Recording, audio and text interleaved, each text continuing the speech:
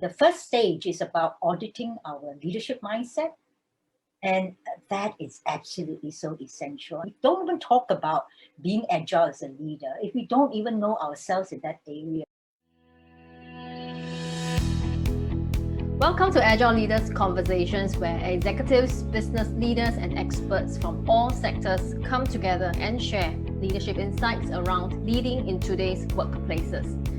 They will be sharing some tips on how they use the Agile mindset to make sense of the complexities and lead with authenticity and ease. My name is Chuen Chuen, and I'm an author, executive coach for the Fortune 500, a speaker, and a facilitator.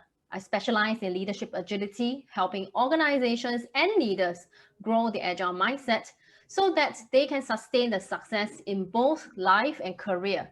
And I'm so happy to have you in this episode of Agile Leaders Conversations. In this episode, my guest is Miss May Tuck Wong from Malaysia.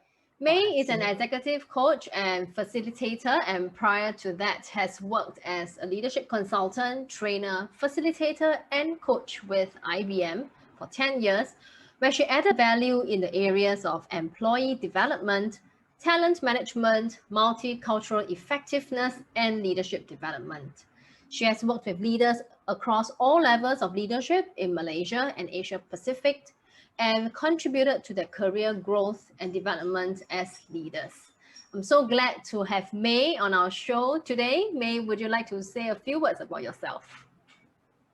Hi, I'm really pleased to be here with you, Chuen Chuen. And as you said, I was with IBM. So yes, I retired from IBM 5 years ago. And I see that largely, although I have retired, there's so much more that we can still do. At least I know I can still do in terms of helping to focus on enabling and developing leaders. And there is a need out there to do that. May and I connected over LinkedIn, and May got a copy of my leadership agility blueprint, where I highlighted 5-stage framework for leaders to grow the agile mindset using the 5 inner voices. And in there also 3 most prevalent paradoxes that are written in my book.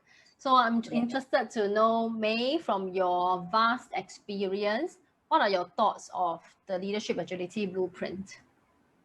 Yeah, as you said, actually, I connected with you even before LinkedIn. It was actually through one of the conferences where you were a speaker.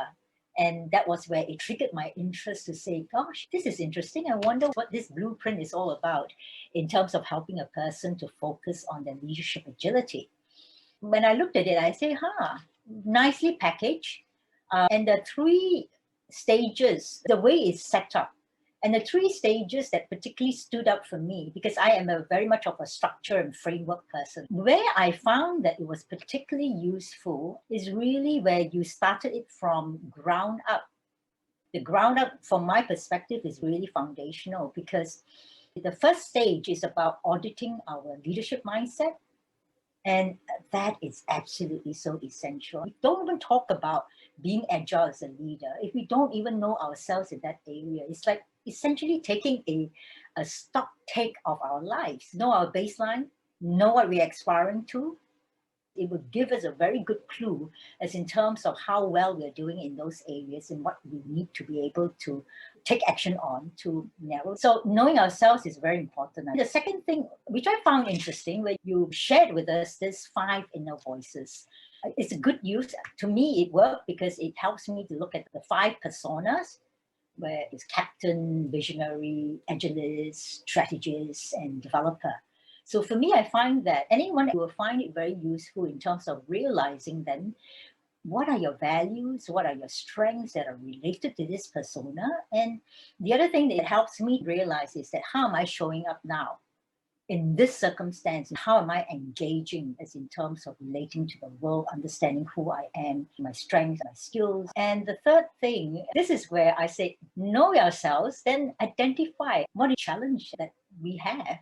Then identify a specific area that we need to develop, which this stage you call what? Resolve, paradox, and reimagining ourselves. Yeah, it's about recreating ourselves, right? Because our baseline is here. We want to be a lot better. And when I looked at the 3 paradoxes that you shared, I thought, yes, of course.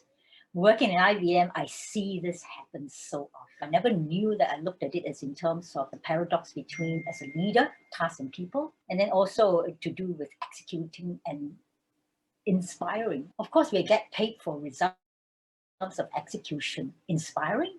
Who even measures that? We measure execution, we measure the results and everything else. But then again, this is a very important area that we also need to focus on. Yeah. And as I looked over in your blueprint, this is where it clicked in for me, because you have this agile mindset game that invites a person to actually look at 4 different questions through the use of pictures. And because I'm also familiar with phototherapy and using photos points of view, that's where I say, yeah, absolutely, because I so believe in it. Why? I know that for myself, I am very much in my head. So the use of pictures actually liberated me from my head, and I started to look at things and do things differently because of that. So I say, yep, great use there. I like the way you structure it, particularly that question, how am I showing up right now? If you look at the 5 inner voices, which one would be the most prevalent? Which voice will I use the most? You are absolutely right. Many of us are very left brain in the head, very logical. We always think about measurements, but to me, the most important voice, personally, my favorite is the captain, because I think mastering your emotions, knowing where your emotions are coming from and what are they telling you, coming from a space of values, your strengths, it is highly important for all leaders to master that kind of understanding about themselves. And also what I'm really interested is, given your years working with leaders in IBM and now as an executive coach, what's that paradox in the blueprint that you see as extremely relevant for leaders these days? What I observe, the 2 paradoxes that are most prevalent is, first one, task versus people. And the second thing here is executing versus inspiring. It's not surprising. After all, we focus on tasks because managers are paid to achieve results. They're paid to be able to perform. And of course, they don't do everything by themselves. They depend on the team to do that. When push comes to shove, and I need to be able to get the job done, then task is overriding. And there's this particular manager who was actually peer-to-peer. It doesn't matter, it could be manager to employee. It's the same thing. This person just went away from holiday and had a wonderful time 1 week away, first day back at work, and was walking in the office, walking the lift, and then rushing from behind her is a manager, and seeing her for the first time at work, the first thing he said to her was, "How's the hiring coming along? Do you have the ticket for it?" And she went, "I just came back from my holiday and I feel all good. Suddenly I feel, why am I back? I feel deflated." It was important for him to get the hiring ticket so that he can actually bring in the right person to get the business. Result, performance driven, everything. Yeah, it's focused right. It's okay. The paradox here is he failed to recognize that he needs to work through people, and people come with emotions. They come with whatever they enter work with. And for her, unfortunately, he probably won't have realized that he has just burst her bubble. And she's probably not feeling so positive. I think it's really the approach. We need to tell leaders that both people and tasks are highly important. We are not saying aim lower. We are not saying don't meet deadlines. We still meet those deadlines, make those sometimes unpopular, hard, but correct decisions.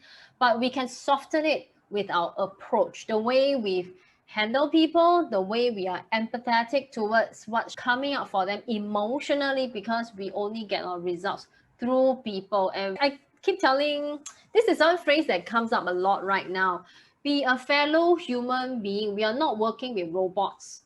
And if employee engagement Employee satisfaction, well-being are topics that leaders out there are very interested in, and they want to elevate so-called the index in all these areas. Then I think the task versus people is probably one very strong reminder for leaders to take note. How do you put both in focus and make both of them important all at the same time? And just to add on to that, it's not this or that. It is really about both. So here I want to go into this definition of leadership agility. In my blueprint and in my book, I define it this as the ability to navigate complexities and uncertainties with a sense of ease and authenticity. I kept it simple, and I'm far more interested in knowing, how do you see leadership agility? So leadership agility, when I look at that, right, at the core with the paradox, there is a common element. What is that? The common element here is the self, the leader, and how the leader actually works or interacts with people. And this is where I say, bring it down to where the rubber hits the road. Don't talk about leadership agility. Even earlier where I said, know yourself first. So the key is about knowing yourself and what is happening around me. So you mentioned it's in terms of how do we navigate the complexities and uncertainties and things like that. And I believe that the terminology VUCA is very prevalent now. A lot more people know about that expression, except that I would say that everything that we have now is almost like intensified, magnified, and a lot louder, a lot faster, a lot quicker. It just means that as leaders, we need to be that much more nimble on our feet to be able to do that. And I go back to, how do you know whether you're nimble unless you know yourself? Because if things are thrown at us and we don't really know how nimble and how strong we are within ourselves, then don't talk about agility. You will probably sit and hide it out and wait it out. Or if you're nimble, you pivot. The core here is the individual, is the leader. And the other one is the triggering event. Take, for instance, COVID. This is where I find that what we talk about is even more relevant about knowing ourselves, because some people can pivot and some people just sit there and say, I can't do anything. We see two things. When people take action because of reaction, they react to it, or they could take action because they are responding to it. So in taking action is important. The question is, are we reacting? Are we responding? If you're reacting, what is the impact? What are the consequences? It just means that we probably haven't processed it enough to see how we should respond. Back to looking at ourselves, in Leadership Coefficient, we use this, what we call the embodied leadership strength profile, that is actually framed on the whole body intelligence, which is the mind, the heart, and then the gut. And we look at that, we are saying that, look, there's so much intelligence in our heart and our gut, and guess what? We are not tapping enough on it. How much knowledge and skills and experience must we have in order to build that cognitive strength, when actually in our heart, in our gut, we already been building those and storing those intelligence. Yeah. And with ELSP, we look at 9 dimensions: 3 in the head, 3 in the heart, 3 in the gut. And the interesting thing is that when we do the body assessment of the individual, because we actually assess the individual through their strength, their relative strength in each one of the different body poses and power centers, because I said it has the head, the heart, and the gut, then we are able to help them discover what are their preferences. Emphasize that because we are strong in those areas, we act out from that and we don't even know. So let's say the triggering event is all businesses face the COVID challenges. Business were affected. Now, if let's say I said 9 dimensions and I highlight that 3 dimensions that a leader is particularly strong in. Number 1, leader is strong in taking action. That's great. The leader is also has a high preference for immediately thinking and exploring and saying, what do I need to do? And what are the things that I need to do? And the 3rd dimension that the leader shows strength in is that very quick with ideas. But he has all these strengths and it's frustrating him like crazy because the team is not working as fast as him. The team doesn't seem to get it The team seems to be so holding him back. So the paradox of executing versus inspiring could kick in. Even the paradox of task, get this done, versus people. So all those two paradoxes can come in. And is he going to be very agile to respond to the situation? Unlikely. With a lot of friction, with a lot of resistance, with a lot of conflict, I would suggest.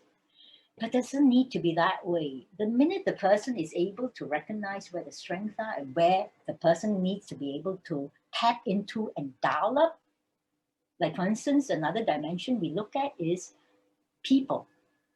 So that's when they can bring in and say, okay, fine, I need to slow down now to walk alongside my people, inspire them,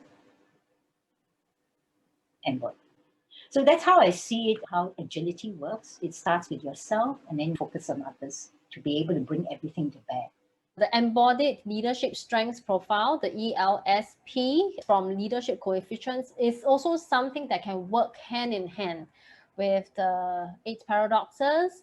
It can also work with the concept of leadership agility, and it always starts with knowing yourself. Then you will know what inner resource you have. So that's really great to hear how you can connect all these ideas together and see the relevance to your current work. I know that you have a great experience with IBM, and I'm wondering this knowing of self, how can that be relevant to women leaders? For women leaders, we can't really say that there is any barriers to a person taking on the leadership. Where I find that is the barrier that is placed by the women themselves. We actually have programs then to look at helping women to be able to speak up and be able to look at how they can take on more active role. Because the other mindset here is that they say, as a woman, that I got to take care of family. Yes, for sure. Having said that, if you look at it, be it in Singapore or Malaysia, I'm not talking about Western countries, because Western countries, we do not have the good fortune of being able to hire helpers. And so this is where, even in spite of that, if people choose not to do something else, then it is really about the mindset. It's really about how they are willing to push. It's also what they're telling themselves as to perhaps it's also a good excuse where they say, oh, I don't need to do this because I have all these things that I need to be responsible for. I think what you say is valid, and it is similar to what you said about paradoxes earlier. It's not a this or that. What if we can help women shift the mindset and say, yes, I have all these responsibilities at home and all these aspirations in the workforce as well. And I think that would change the world of women leadership. Of course, we have good trend data. More women are stepping up, but I think we are quite far from equal. And like what you said and what you pointed out is we can enable the systems and processes in the organization. We can put programs together, but it requires women to first make the first move to step out and shatter that internal barrier to be able to rise up. Good. So May, I'm really enjoying our conversation. So I'm wondering, what's your advice to leaders, both men and women out there? Know yourself. And I want to add to that, know the others as well. It's just not knowing ourselves without knowing the other people. It's like having one half of the equation and we cannot complete it to have the whole desired outcome. I also want to be able to say, it's not just head knowledge and say, know myself. I would also like to share a tip how we can help ourselves to be a lot more alert to what's going on for ourselves. Because knowing ourselves is being about self-aware and alert to it. Most people tend to be a lot more, I know I am because I'm actually paying more attention. I'm more internal focus, not enough in terms of external focus. Now, let me give you an example to actually make sure that we're on the same page when we talk about what I mean by internal focus. This morning, when I was walking up the hill for my morning jog, I noticed that I got a little bit irritated because people were in front of me, they were hogging the road, and here I am jogging, and I want to be able to move at a pace. I don't appreciate being stopped. And on top of that, this is COVID, practice your 1 meter distancing. And here they are hogging the road and preventing me from moving around. And so you notice the conversation I'm having? They were all largely internal focus. Nothing wrong with that. And this is where I realized if I'm practiced and so natural in thinking, my expectations are not met. This is where things can really be extremely challenging when we work with people. Because the first thing we will notice, for instance, the manager say, hey, you didn't give me your work. Wow. The first thing is me. You have not delivered the work. I am going to be affected. So the thinking then is task, not people. So then I realized, okay, fine. Notice that irritation, put it away, and be curious. I wonder, this is like getting the executive brain at work, not the limbic brain that reacts to certain things. And I say, I wonder what is going on with these people? What makes them this way? Why are they, whatever it is. I'm just using that example because I noticed when I shifted that, I was a lot more forgiving. And I just went into, okay, how do I navigate this? Fine, just do it. And that one actually removed the stress from me, and I was a lot more agile and nimble in terms of finding my way around, minus the negative emotions. Yes, a conscious choice to respond instead of react instinctively. You are absolutely right. I think we are wired to be self-centered, right? The universe revolves around us where we are at the center of it. And for leaders, the challenge is how do you maintain a nice balance of being self-centered and other-centered as well. There's another paradox of self versus system. Know yourself, know what is in the system, and know how you interact with each other, because no man is an island. I really want to echo that. Leaders, we are only successful when we work through our people, and that requires everyone to know yourself and know the people who you work with. Yeah, all right, great. Right. So I'm sure listeners, viewers right now will be interested to learn more about May, perhaps the model, the ELSP, the mind, the head, heart, and gut. I'm going to check that out. And I'll include May's social links in the show notes. So please feel free to reach out to May. I also encourage all of you to grab a copy of 8 Paradoxes of Leadership Agility or the blueprint from my website. It's been a pleasure to speak with you today, May. Thank you so much for being part of Agile Leaders Conversations.